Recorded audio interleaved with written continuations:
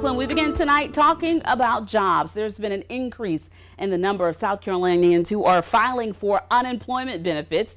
Nearly 5,400 new jobless claims were filed last week. That's up more than 3,000 claims from the week before. Meanwhile, the unemployment rate does remain low in South Carolina at 3.3%. And small businesses play a huge part in the employment situation. Take a look at these numbers across the state. 43.6% of employees in our state work for a small business.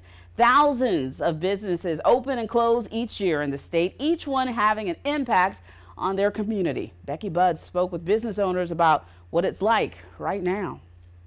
Prices to us at least doubled on items and then doubled in shipping. Carrie Hubbard owns Studio 221 in West Columbia. Come September, she'll be closing its doors for good. You know, our sales just weren't where they needed to be.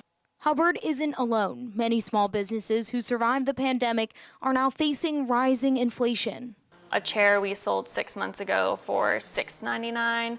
We had to increase to $9.99 just to make the same profit. Though South Carolina Small Business Chamber of Commerce President and CEO Frank Knapp says those factors are not always to blame. A lot of small businesses simply don't make it, have nothing to do with the pandemic or inflation or labor shortage. It's simply, you know, that's what happens. For Wayne Prickett, it was the lack of foot traffic and sales that drove him to close his business, Vampire Penguin, in Columbia.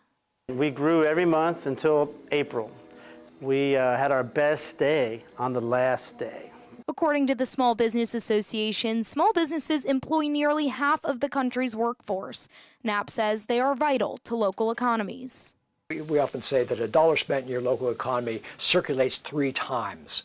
While many are struggling, it isn't stopping new businesses from opening across Columbia, like Furosato Bento in 5 Points. Business is going great, to be honest, despite the obstacles that a lot of places are facing right now.